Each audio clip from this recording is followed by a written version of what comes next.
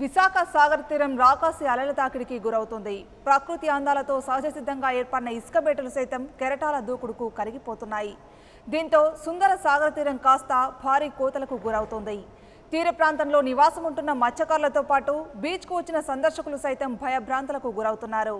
గతంలో ఇటువంటి సంఘటనలు జరిగినప్పటికీ ప్రభుత్వ అధికారులు శాశ్వత చర్యలు చేపట్టకపోవడం వల్ల ఇటువంటి సంఘటనలు పునరావృతం అవుతున్నాయంటూ విశాఖవాసులు ఆందోళన వ్యక్తం చేస్తున్నారు.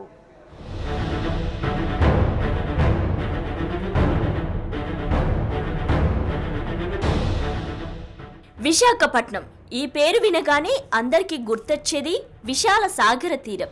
ఈ సాగర తీరాన్ని సందర్శించడానికి దేశ విదేశాల నుండి సందర్శకులు రోజు వేల సంఖ్యలో వస్తూ ఉంటారు.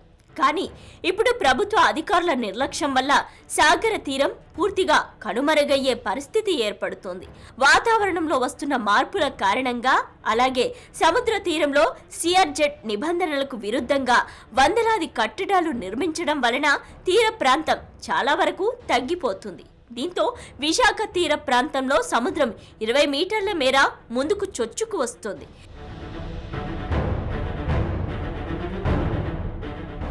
దీనికి తోడు సముద్రంలో అల్పపీడనం ఏర్పడడంతో అలల తీవ్రత మరింత పెరిగి గతంలో ఎన్నడూ లేని విధంగా కెరటాలు తీర ప్రాంతాన్ని కబలించి వేస్తున్నాయి. ముఖ్యంగా కురుసురా సబ్మెరైన్ సమీపంలో కెరటాల బీభత్సం మరింత ఎక్కువగా ఉండటంతో తీరానికి సమీపంలో ఉన్న రక్షణ గోడ కూలి సముద్రంలో కలిసిపోయింది. అర్ధరాత్రి ఈ సంఘటన జరగడంతో ఎలాంటి ప్రాణ నష్టం జరగలేదని స్థానికులు తెలిపారు. సాధారణంగా సాయంత్రం సమయాల్లో ఘటన జరిగి ఉంటే పెద్ద సంఖ్యలో ప్రాణ నష్టం జరిగి ఉండేదని అభిప్రాయపడ్డారు. సముద్రపు కోతలను నియంత్రించడానికి ప్రభుత్వం శాశ్వత పరిష్కారాలు చూడడం లేదు. తాత్కాలికంగా పనులు చేపట్టడంతో తరచూ ప్రమాదాలు సంభవిస్తున్నాయని స్థానికులు ఆగ్రహం వ్యక్తం చేస్తున్నారు.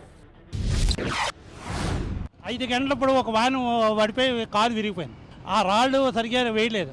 ఆ రాళ్ళు నల్ల సేనాపరాయి కానీ వేస్తే బాగుంటుంది. ఎకరాలజికల్ డిపార్ట్మెంట్ ఎవడో కానీ వాళ్ళు రాళ్ళు ఇస్తామన్నట్టారు, వాళ్ళు వేయలేదు. కమిషన్లు పుచ్చేసుకొని సరియైన రోడ్డు చేయటం లేదు. అది లెక్క. తెల్లారుజామున వస్తే తెలుస్తుంది ఇవన్నీ ఎలా జరుగుతుంది. ఇప్పుడు ఎవడో మామూలుగా ఉంటుంది, అందరూ ఎవడో అక్కడ కాబట్టి రోడ్డు బాగోలేనప్పుడు అక్కడ ఇక్కడ మొత్తం వెహికల్స్ కానీ మనుషులు కూడా వెళ్ళకుండా చేస్తే మంచిది. బీచ్లో కోతలు విశాఖలో సర్వసాధారణంగా మారాయి.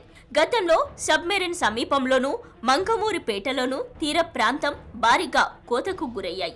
ఆ సమయంలో ఆయా ప్రాంతాల్లో పర్యటనలు చేపట్టిన ప్రజాప్రతినిధులు పూణే నుంచి నిపుణులను తీసుకొస్తామంటూ హామీ ఇచ్చారు. ఆ తర్వాత తాత్కాలిక పనులు చేపట్టి కోతకు గురైన ప్రాంతంలో మట్టి బండరాలతో పూడ్చేసి అంతటితో విషయాన్ని వదిలేశారు.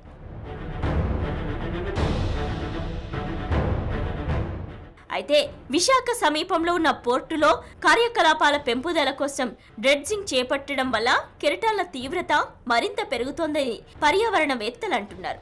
సిఆర్జెడ్ నిబంధనలను ప్రభుత్వం అమలు చేయకపోవడం వల్లనే సాగర తీరం కనుమరుగవుతోందని ఆగ్రహం వ్యక్తం చేస్తున్నారు. మరోవైపు వాతావరణ నిపుణులు మాత్రం అల్పపీడన ప్రభావం సముద్రంలో కోతలపై ఉండదని చెబుతున్నారు. అయితే బంగాళాఖాతంలో ఎలాంటి అల్పపీడనం ఏర్పడినా సముద్రం కోత తప్పదంటూ స్థానికులు భయాందోళనకు గురవుతున్నారు. దగ్గర సముద్రం కోరడం అనేది అప్పుడే 2-3 ఏళ్ల నుంచి ఈ సమస్య కనిపిస్తోంది. దీనికి కావాల్సింది ఏంటంటే ప్రభుత్వం వారు ఆధునిక విజ్ఞానాన్ని ఉపయోగించుకొని ఇక్కడ ఉన్నటువంటి దీనికి శాశ్వతమైనటువంటి పరిష్కారం తీసుకురావాలి. ఇందుకు ఒకందుకు కారణం ఏంటంటే మన విశాఖపట్నం పోర్ట్లో ఉన్నటువంటి కన్స్ట్రక్షన్ వర్క్, అలాగే తీరం అంతా కూడా వీళ్ళు ఎక్కడా కూడా చట్టాలని ధిక్కరించి వాళ్ళు కన్స్ట్రక్షన్ వర్క్స్ చేయడం వల్ల ఈ తీరం అంతా ఇటువంటి సమస్య వస్తుంది. ఈ తీరాన్ని పరిరక్షించాలంటే చట్టాలను మీరు గౌరవించండి, సిఆర్జెడ్ని పూర్తిగా అమలు చేయండి. ఇప్పటికైనా ప్రభుత్వం స్పందించి ఆధునిక సాంకేతిక పరిజ్ఞానాన్ని ఉపయోగించి సుందరమైన సాగర తీరాన్ని కాపాడాలని నగరవాసులు పర్యావరణవేత్తలు కోరుకుంటున్నారు.